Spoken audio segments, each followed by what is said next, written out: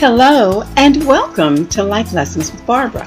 I'm your host, Barbara Aline Johnson, and I am also the owner of BEJ Associates, a transformational coaching and consulting company.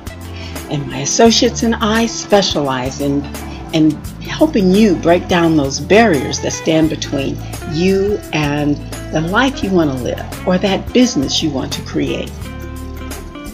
And today, I'm going to start a series of interviews so that you can get acquainted with some of my associates. So the first one you're going to hear from is Sterling Fulton. And Sterling is the owner and creator of Your Space to Thrive. And she's going to be telling you a little bit about that as we go through this interview. And she's also the author of The Brain Trust Planner. And it's an excellent guide. If you want to coach in a book, that's the one you want to get. So, but before I move on, I want to bring to your attention the beautiful theme music that's playing in the background, and that's After the Rain, a creation of the fabulous Lois Lady Mac McMorris. Hello and welcome to Life Lessons with Barbara. Today, I have the honor of spending some time with a colleague, a friend, and an associate of my business, BEJ Associates. We also want to tell you while you're at the website that you can find past shows that we've done by going to, again, bej-associates.com/radio. And once you get to that page, you can scroll down and see our archive of all the shows that we've done. So if you want to hear this one again, or one of the first ones that we've done, that's your opportunity. And last but not least, I want to give a huge shout out to Black Wall Street Radio for this wonderful, wonderful opportunity. And here's wishing this station huge, huge success. And with that, stay tuned and meet my associate, Sterling Fulton.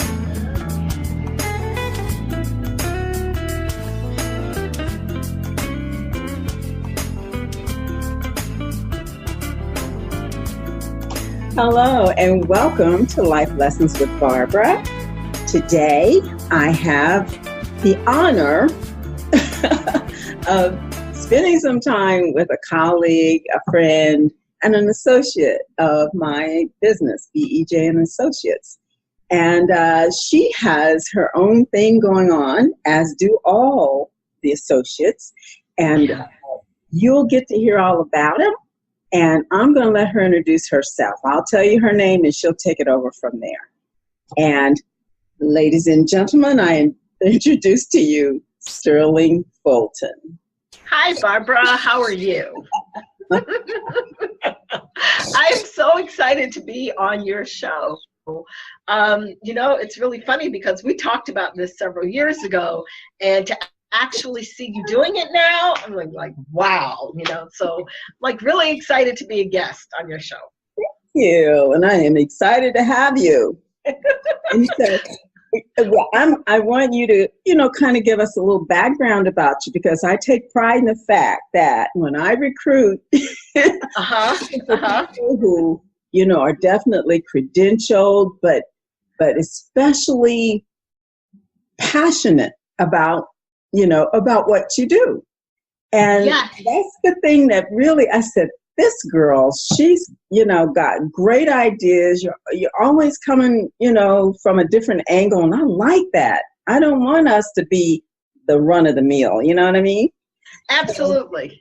Give us tell the audience a little bit about your background, where you came from, and a little bit about your education and so forth. Okay, well, we could start way back, but I'll give you the brief. Well, I'm really very fortunate in the fact that I was born actually in the South, and I spent most of my childhood in the South. Although you know, I've also lived up north, so I've always considered myself bicultural, and you know, having a little bit of the southern, you know, I consider myself a southern woman. I've been living in North Carolina for the past 17 years, and you know, with that experience, just the life lessons of living in multiple different states and working with multiple different people has given me, I think, a pretty unique perspective on life, and not just to accept things the way people tell you. So that was one thing. And then also, I'm probably one of the most curious people you'll ever meet, because I always want to know why. You know, I was like one of those kids, you know, when I was like 2, why? And I've grown up into one of those adults, which is like, why? Well, why does this happen? And why does that happen? And so the combination of curiosity and just being raised and also exposed to different cultures and different environments has helped to support your space to thrive. And my educational background, I have a Bachelor's of Arts degree from Hampton University, woohoo, Hampton Pirates, in speech communication and theater arts. See, you know, but the funny thing is, and I don't say, yeah, well, the funny thing is, and I don't tell people this, I started off the first 2 years as biology pre-med. So I have all the science background, and then 2 years into it, I was like, oh, I don't think I want to do this. So I switched majors and completed a major in 2 years, which was insane at the time. It was crazy. Yeah, it was crazy. Okay, so you got to graduate on time, even though you switched in midstream. I did, because, you know, that was all I had. You know, it was like 2 years or not. So then I went and I have a graduate degree from Penn State. That's the Pennsylvania State University. And I went to school in Happy Valley, which was wonderful. And for those people who know anything about Penn State, and there's a whole bunch of people who do, you know, Happy Valley is located in State College. That's what they call State College. So when I was in grad school, I actually got to see Joe Paterno. Like, he was a hero back then. You know, when I was in grad school, they even had an ice cream named after him, Peachy Paterno. So I'm kind of Paterno. Yeah. Now people, you know, Joe Paterno's probably not the best, you know, but back then he was the bee's knees. I'm telling you, he could walk on water. So, you know, what was his claim to fame? What was he about? Barbara. Football. Oh, I'm sorry. Right, Penn State football. Penn State at one point, before, you know, all the mess that happened, had an incredible football program for college athletes. And, no wonder. Yeah. Yeah, well, I mean, you know, they won. I mean, Penn State was winning everything. But the cool thing about that was that the football players were held to a higher standard. So it wasn't just that they could play football, they actually had to play football and get good grades.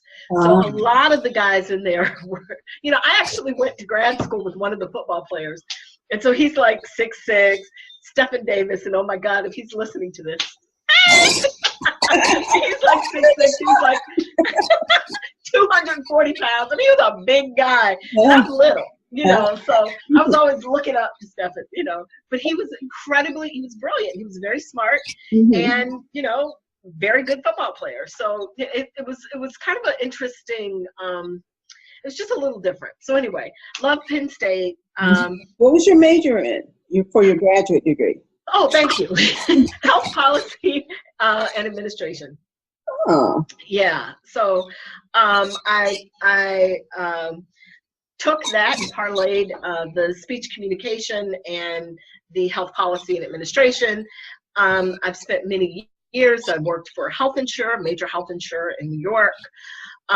Then came down and moved to the Carolinas.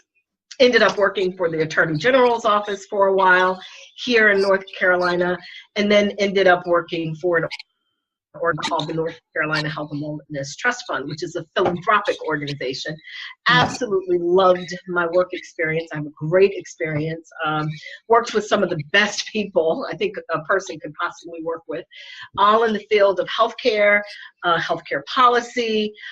So that really is a strong point of mine. But what was very interesting is that it's not just, the boring policy, the boring like health education, that kind of thing.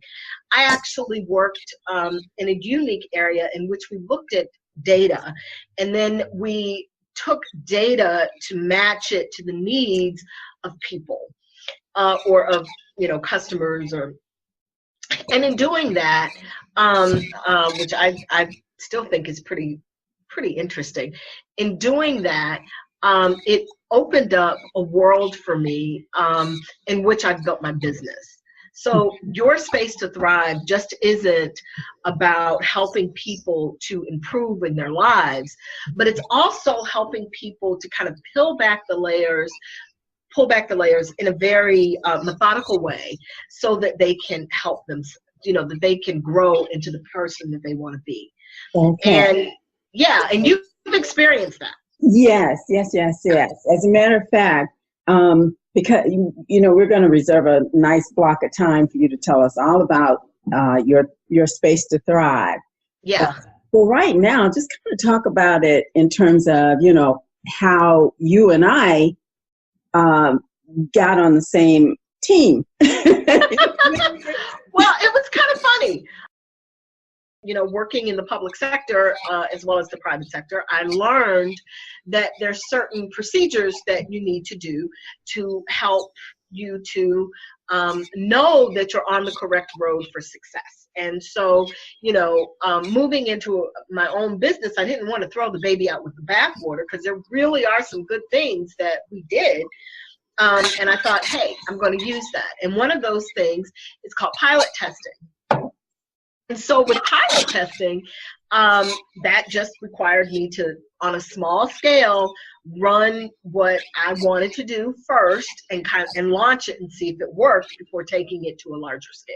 Mm-hmm. So I was like, cool. So you were one of the first people to undergo the Your Space to Thrive methodology. And I have to say, I think it's been a blessing. Oh, yeah.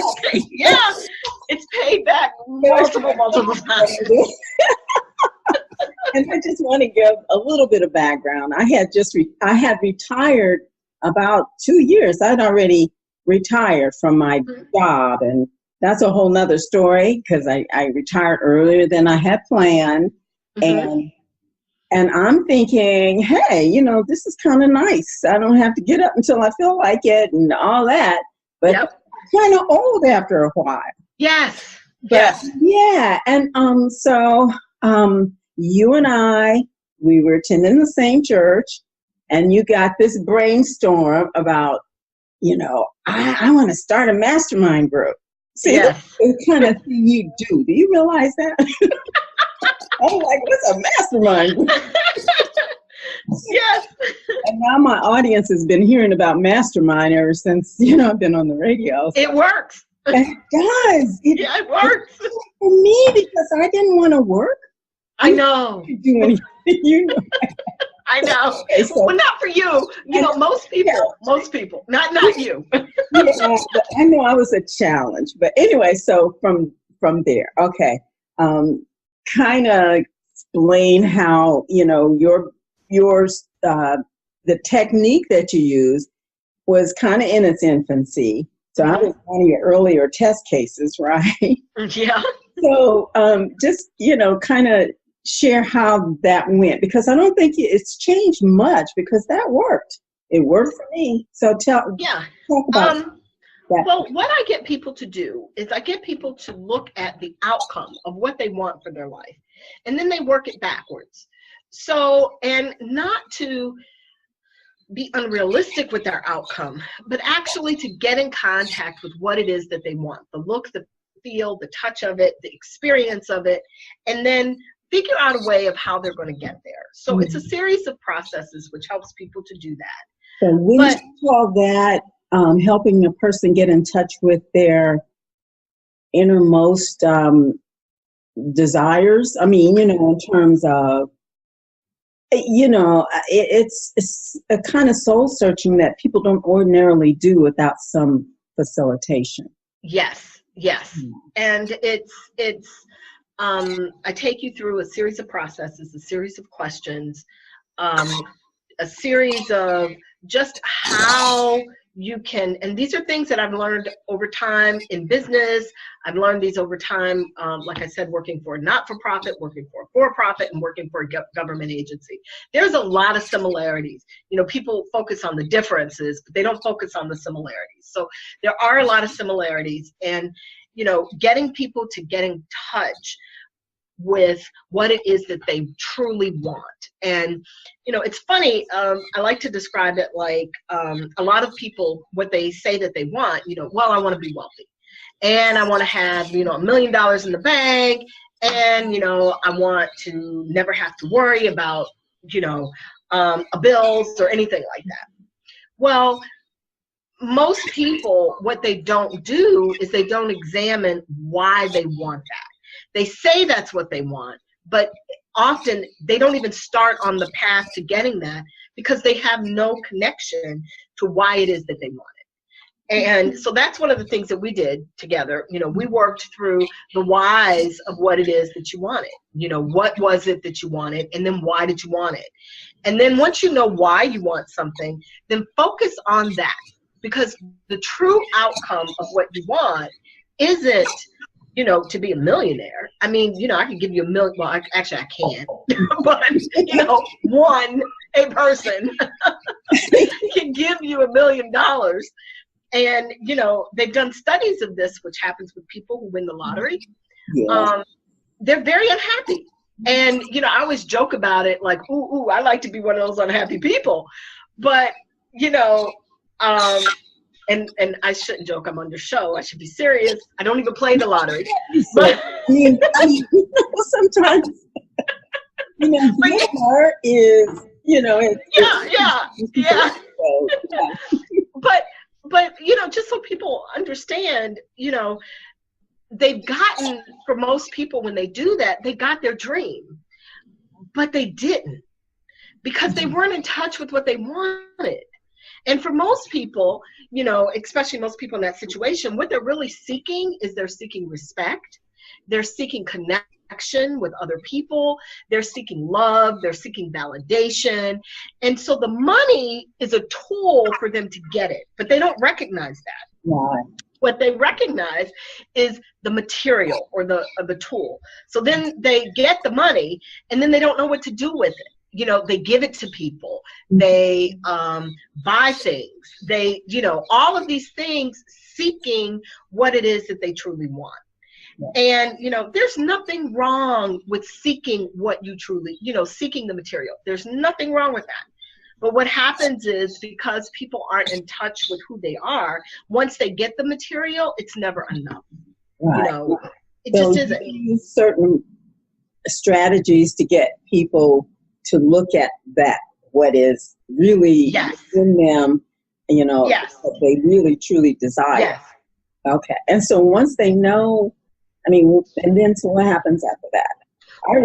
And we did this, and we did these exercises. So, once you know what it is that you truly want, then you can focus on that and then build upon that. Mm-hmm. Now, for all of us, we all have kind of like these set points, where we'll get to a certain place, and then we're like, okay, what do I do next? Or I'm afraid, or, and we have to keep working, to achieve and working to recognize. But once you understand the pattern, and once you can identify it, then it can help you to move forward. So for like you and I, we worked together on identifying what it is that you wanted, and then how you wanted to get there. So I will give you an example, which I think is one of the cool things, is you wanted to travel.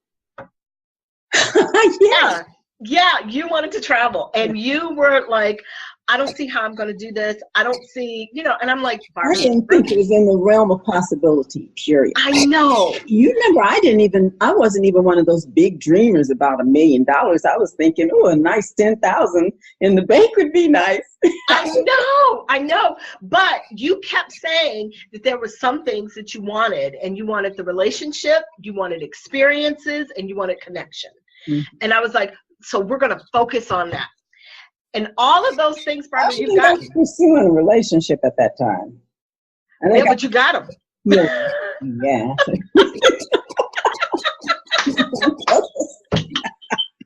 Anyway, okay, go ahead.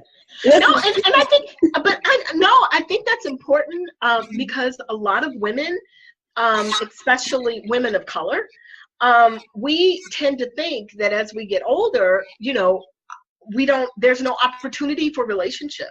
Mm-hmm. And I think one of the things that I admire you for, Barbara, is that you have proven that is wrong. You have proven that is wrong. To prove it until I die. but it's really interesting. Huh? I said that's something I've never given up on. I don't know why. Glutton for punishment, maybe. But anybody who knows you, knows, you're friendly, you're easy to get along with, you're fun. And, I'm not going to bust you out on your age, but, when I found out your age, I was, huh? I share that. Okay. Well, when I found out your age, I was like, oh my God. I didn't believe it. I didn't believe it. I said too. Right.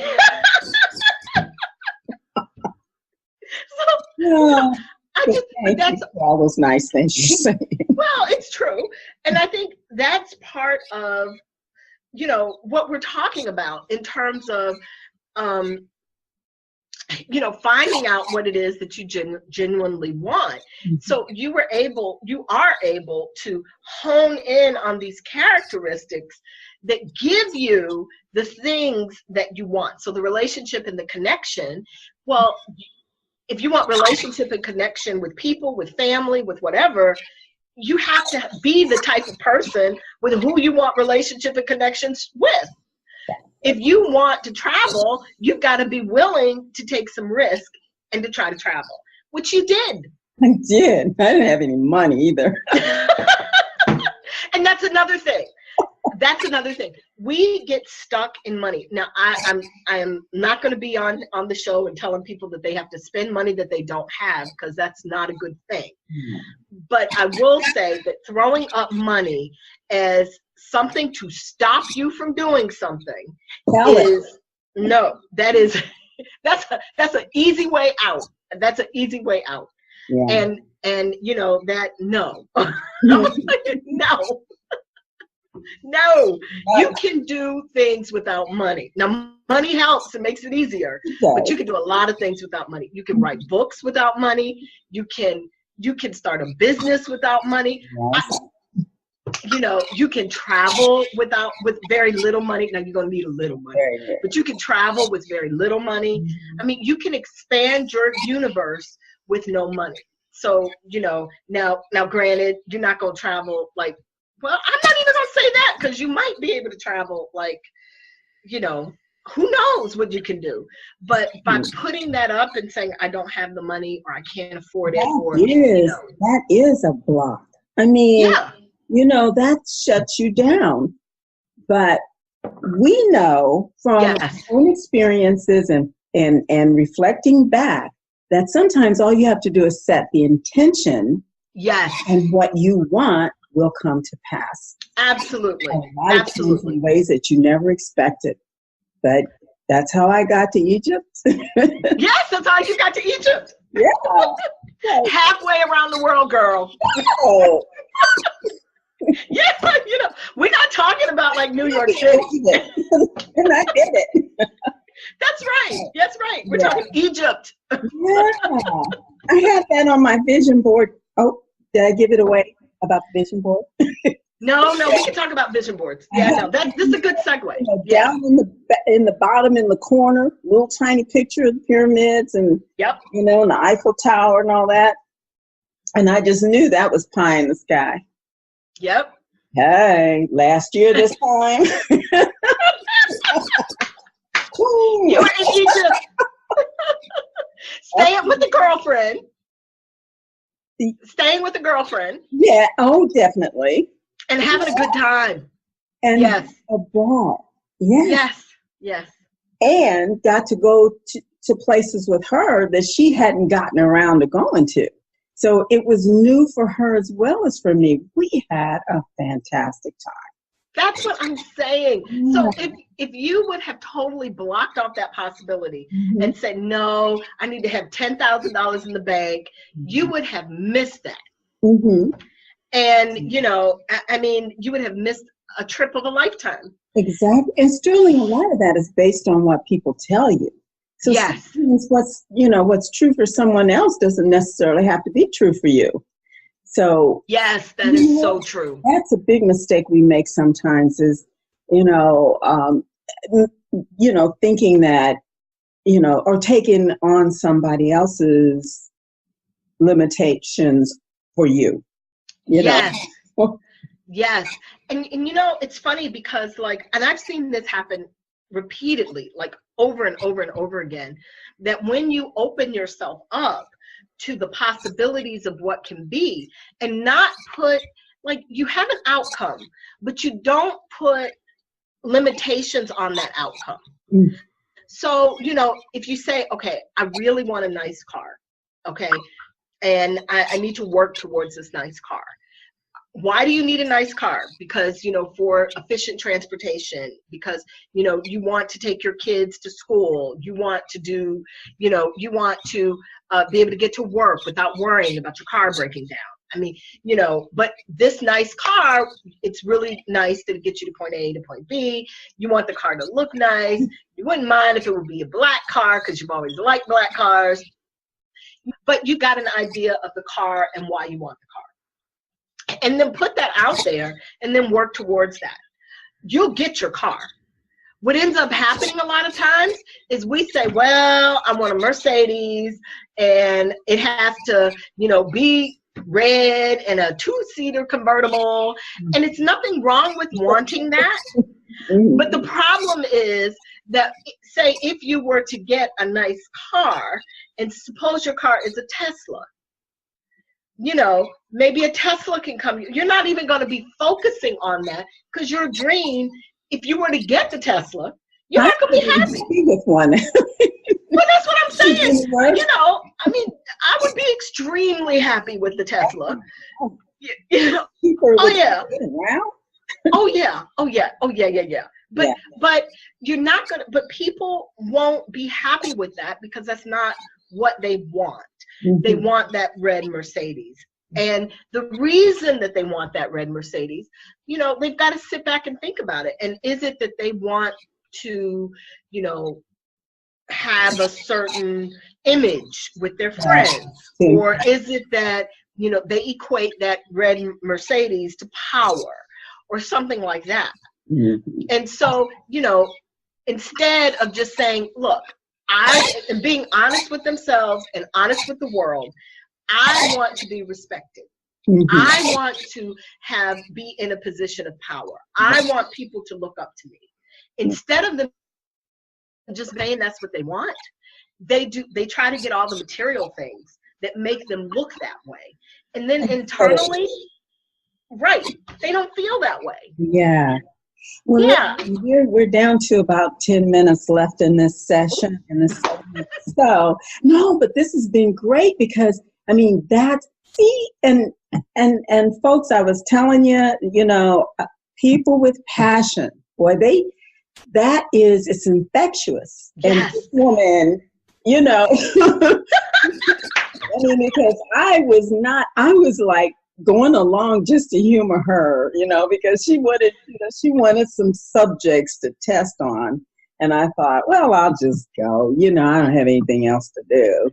And I didn't even know those desires had been kind of stuffed or something. I wasn't even consciously aware, of that. I even wanted to to start a business, that I even had that kind of notion still in me, you know, to help other people, but not so much on a micro level, like with coaching, which I love that, but on the macro level too.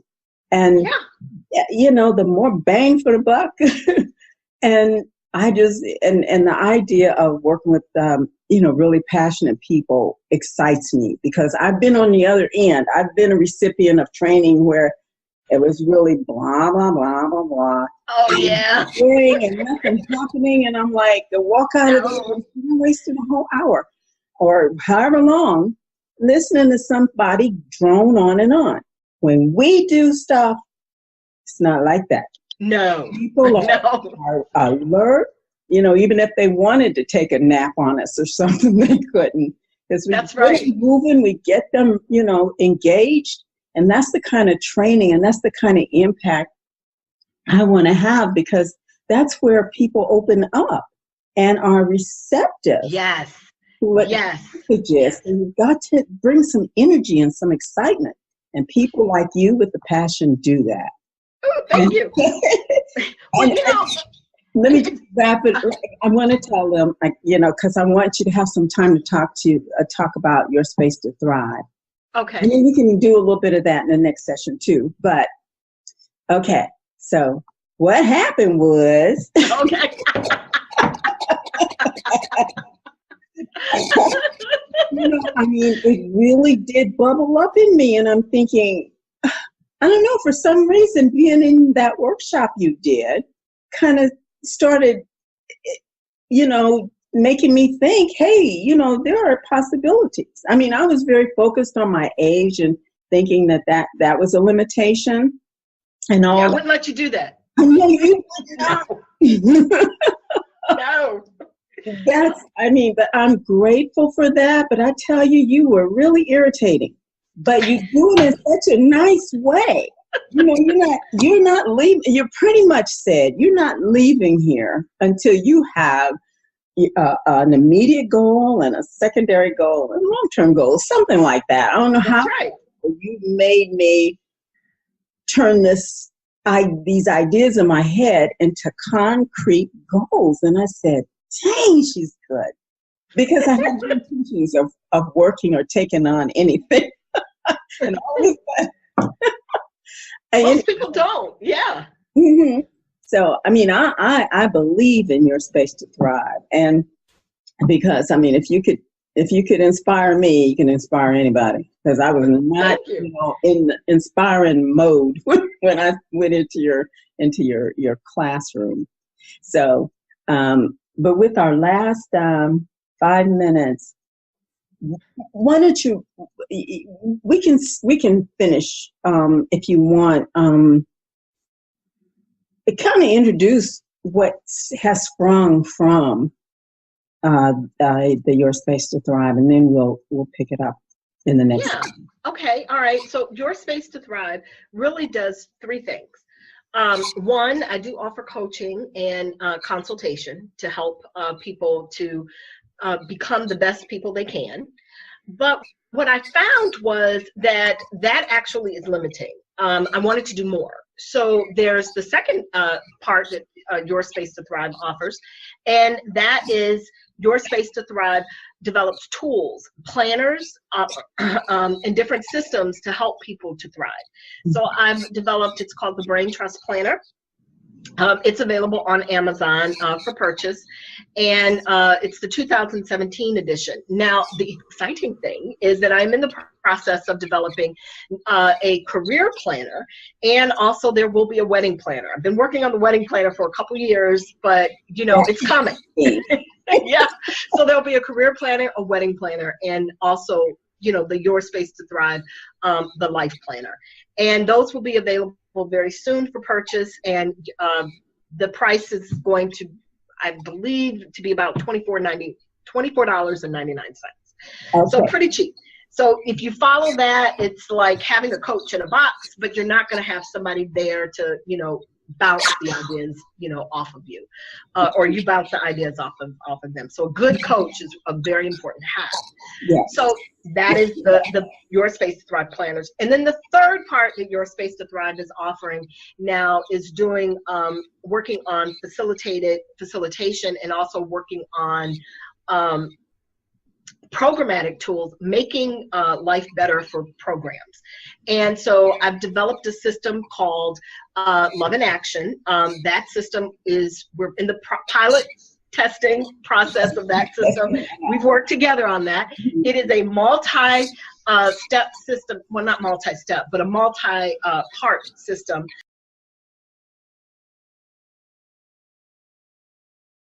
Event. So all in all, it can be 12 weeks of learning that's available, either 12 weeks of learning or 12 months, however you want to, break it down. But it is it's something that I found with many programs out there, that the focus is on what people do not have. And this changes the discussion between what we don't have to our shared experiences. Yeah. And I think when you break down the walls and you start looking at our shared experiences, it's different.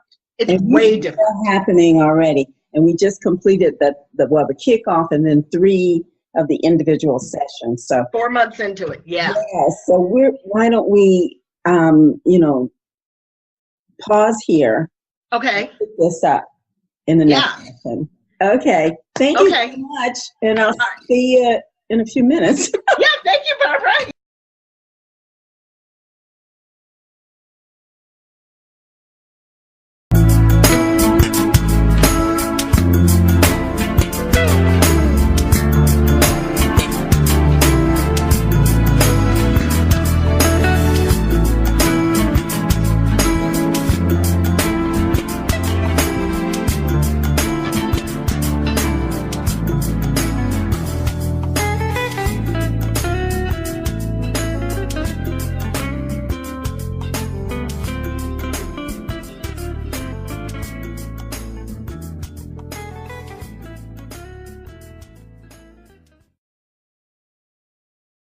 BEJ Associates LLC offers a broad array of services, including life coaching, to help achieve your personal goals, planning, facilitation, and presentations of workshops, seminars, and conferences, various customized services, diverse and personalized addictions intervention, and organizational staff development. We specialize in dismantling barriers to individual and organizational achievement. BEJ Associates. Enlighten, inspire, motivate at BEJ-associates.com.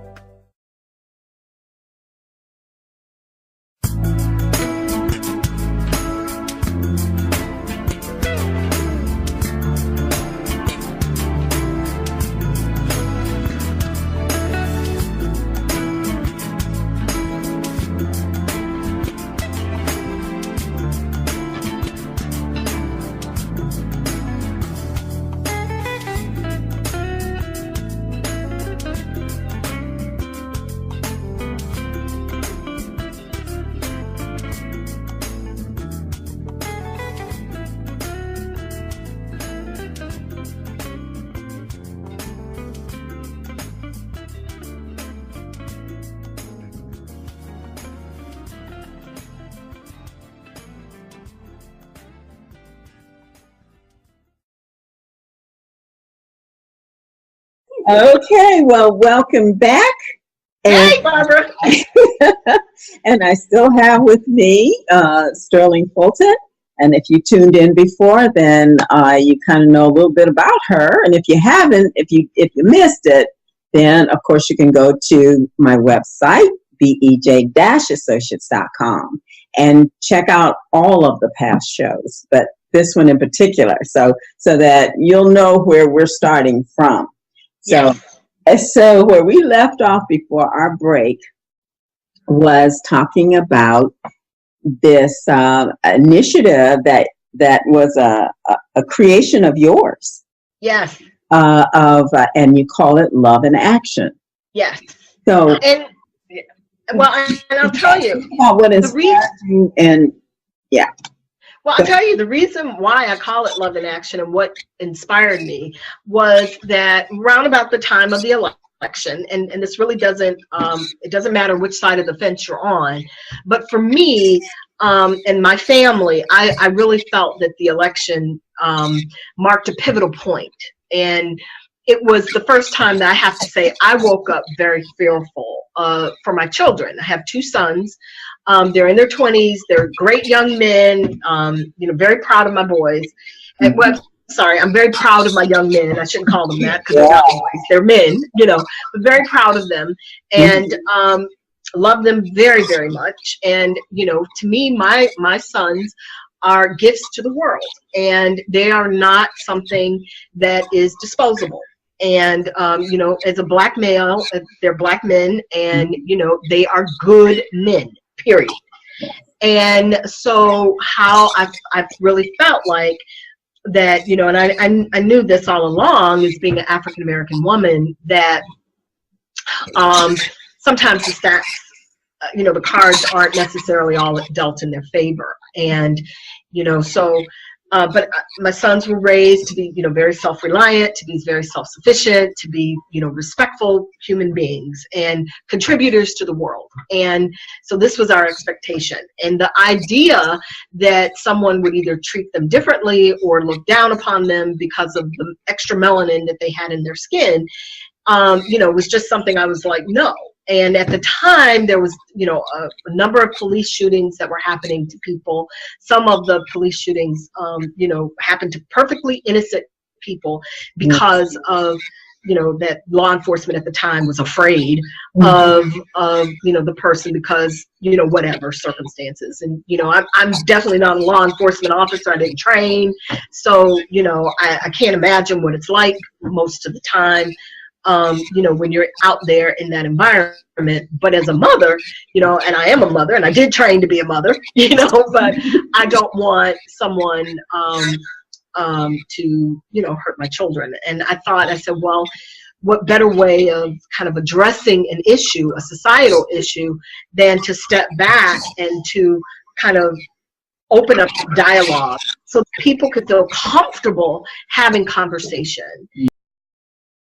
I wanted to create something that would inspire dialogue and would be open to dialogue and would be open so that people could have an honest discussion about some things. Because one of the things I realized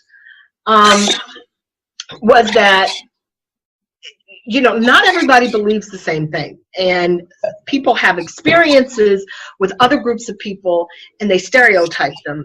And their stereotype can sometimes be based upon their experience or what they're exposed to. And so there needs to be room for people to be able to say that without being labeled.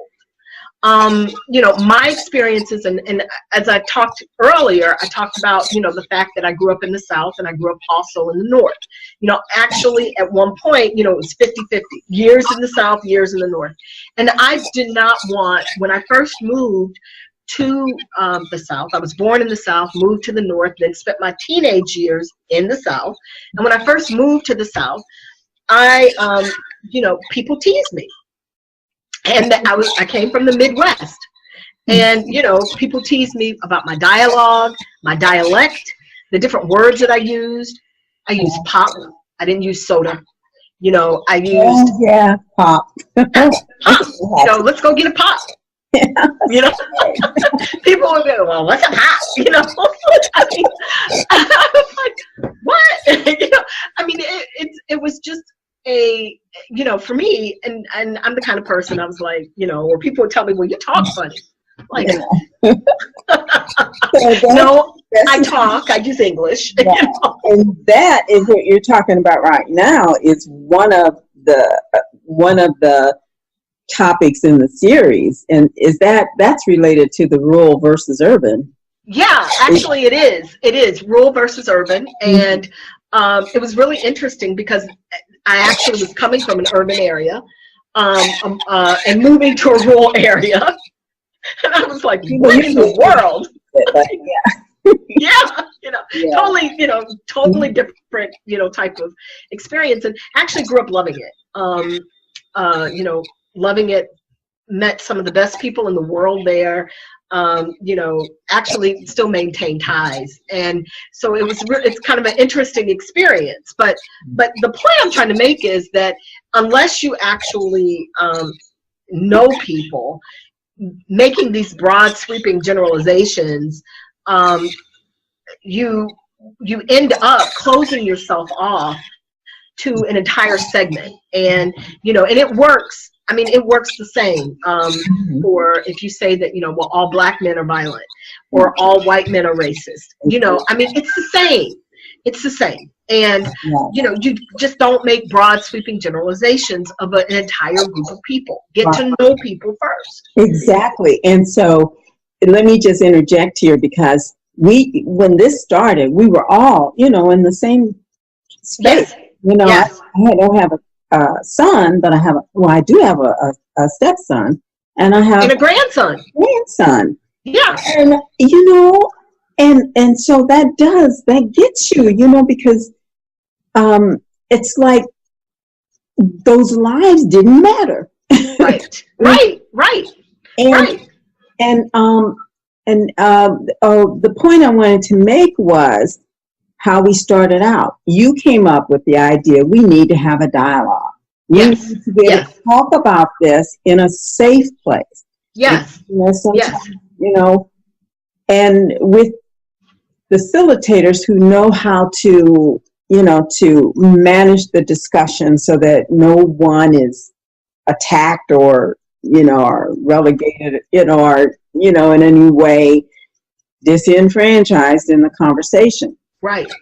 And I also wanted, now see, on the other hand, I have family members who are in the police force, and I also have very good friends who are police officers. Yeah. Actually, I had one friend, I don't know if they'll be listening to this, but you know, he served as a beat cop, and he and his wife, they joined us for Thanksgiving dinner, and he had actually worked earlier that day, and he came into the house, he took off his gun and, you know, put his gun in a safe place, and he sat down at our Thanksgiving table, and he had this look on his face, and, you know, he proceeded to tell us about a domestic disturbance, you know, where people were arguing and having a serious fight. Now, I'm telling you, serious fight over the last piece of sweet potato pie.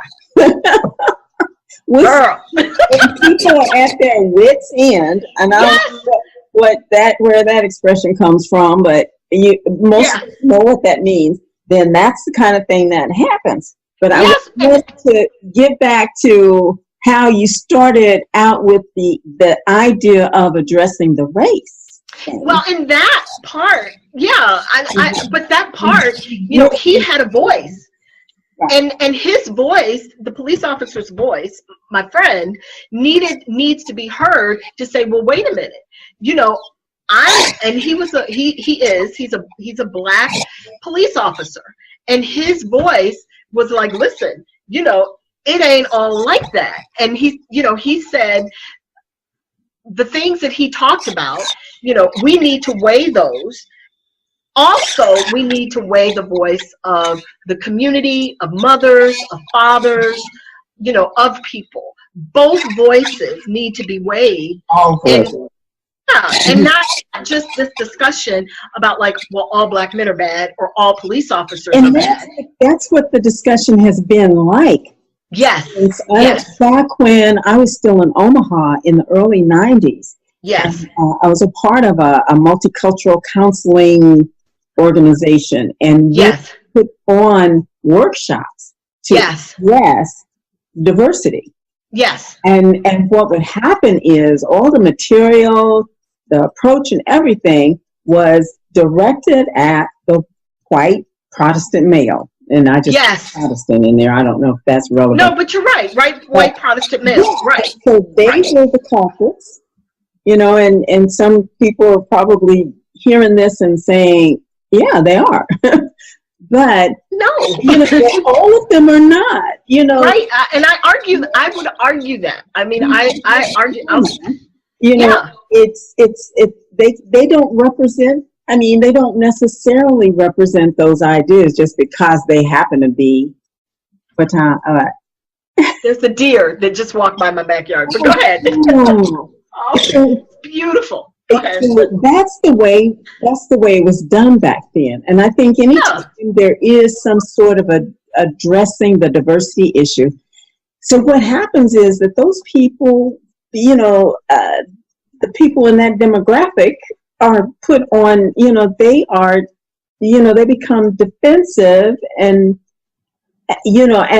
really want to avoid these topics because they end up being the scapegoat or the one that has to account for, right, injustices that have been done to all the other minorities. And exactly. And Barbara, I have said this, that's not fair. No. And not only is that not fair, but perhaps maybe the people who are in that position have solutions that they can either offer or they can champion. Yes. And we don't open that up for that to happen because we shut down the conversation immediately by saying, you're the bad guy. Yes. And that's how it used to be. So in contrast, Love and Action is first and foremost established on an environment of cooperation, of listening, and listening, and on the premise that we all have prejudices. Yes, on that premise, and we all do. And it's not all that some of the ones that I things come out of my mouth and I go like, I had no idea. Yeah. And I think and the other thing that I think the average person may not realize is that we don't just choose. I mean, sometimes this is part of our indoctrination. It's part of our culture. So, orientation and these are, that some of this stuff we've taken on by osmosis or in association with, whatever social, systems that we're a part of. Well, I mean, look at this. Mm-hmm. If you turn on, at least it's not as bad as it used to be. Yeah. But about 15, 20 years ago, I actually stopped watching the news. I would not allow my children to watch the news. Mm-hmm. And the reason was that every time you turned on the news, you always saw a black male or a Hispanic male or a darker skinned person of color being led off in chains someplace. Right. And then to couple that, the music was violent, was misogynistic, and would talk about a negativity in such a way, especially an angry negativity in such a way that wasn't helpful. Yeah. And so then you start seeing an entire group of people, in this way. Now then, on the other hand, every time you turn on, it became where it was a negative culture, especially negative culture towards men in general. And, and this is, as a mother of men, I gave birth to 2 men, and I had a husband, I have a father, grandfather, brother, I love men. And as a person who was watching this, not just towards the black man, but towards men in general, as being the other, as being the negative, I just decided, I said, well, wait a minute, hold on. We need to have this conversation, and we need to stop the rhetoric and sit down and really talk about, our society, what kind of society that we want, how people are being hurt on all sides, because the interesting thing about racism, or any ism, sexism, ageism, any ism, rural versus urban, colonialism, immigrationism issues, the interesting thing about these topics is that it just doesn't hurt the person who is being targeted, but it also hurts the person who's actually doing the action. Right, exactly. That has been documented for sure. Yes. So back to Love and Action, we started out with that conversation, and I think there were several of us that Yeah. you were approaching about doing something. We've got to do something about this. Yes. And the idea of the dialogue, so it started out with just the focus on Barbara? racism. What was that? Oh, that was you. I'm sorry. Yeah. It started out with just the focus on the racism, but then you and our third counterpart, Aida Doss Havel. Yes. You guys just kind of took it to another level to look at all of the isms, or at least the primary ones. Yeah. Isms that pretty common across. Well, like I read this book. I read the book Hillbilly Elegy. And if you haven't read it, and your listeners haven't read it, oh my God, by J.D. Vance. It's an amazing, amazing book. We've already established the fact that everybody's got prejudices, and that sometimes, and it's not just things we seek to believe, but things that we just take on and assume are truths. Yeah. Never explore them. Yeah. Often, we assume these things, and we don't know them to be true, and we won't get curious and explore it any further. We'll just say, okay, this is the way I was raised this way. I'm always going to believe this way, and it is actually, we do that as a result of, it's our part, in part, our biology, because if we don't make quick assumptions, it could kill us, so sometimes we do need to be able to make quick assumptions. Yeah. It's just that we have to temper that and to say, okay, in situations where, I just have to be able to look beyond and look a little deeper when it comes to, people, and not to say, more, but we've just run out because of time. somebody looks some way on the exterior, and Sterling and I get together, we can talk each other to death. But there's still a lot of good stuff, and what I think I'll do is wait a couple of months, capture some excerpts from some discussions that we're going to have in the next 2 sessions of Love in Action, and then I'll put a show together just about that. And so maybe in a couple of months or so. But in the meantime, I want to remind you that you can download Lady Max After the Rain, and also find that link to her website, and that's at BEJ-Associates.com. And you can also, again, download and listen to older, not just listen to, but also see, because all of our shows are videotaped. So if you want to see what you're hearing, again, BEJ-Associates.com. And to get to the archives of the shows, you go to the radio tab, scroll down, and you'll see all the shows listed. So with that, I want to apologize for some technical issues in terms of sound. I was hoping you'd bear with us on that. On the very first page of my website, I want to let you know about an opportunity. Dr. Joe L. Dudley is offering the opportunity for anyone interested to make $500 selling his book, Walking by Faith. I am, I can, and I will. If you're interested in this opportunity, check out my website, and you'll see the information right on the first page. Okay? And I hope you'll continue to tune in to Life Lessons with Barbara here on blackwallstreetradio.net. And to close out, can't go away without leaving a life lesson for you to ponder for the week. And the life lesson for today is, it's not for you to decide when your work is done here. See someone, visit a mastermind group, Explore what you can still give to this world. We've all got gifts, and the world is waiting for yours.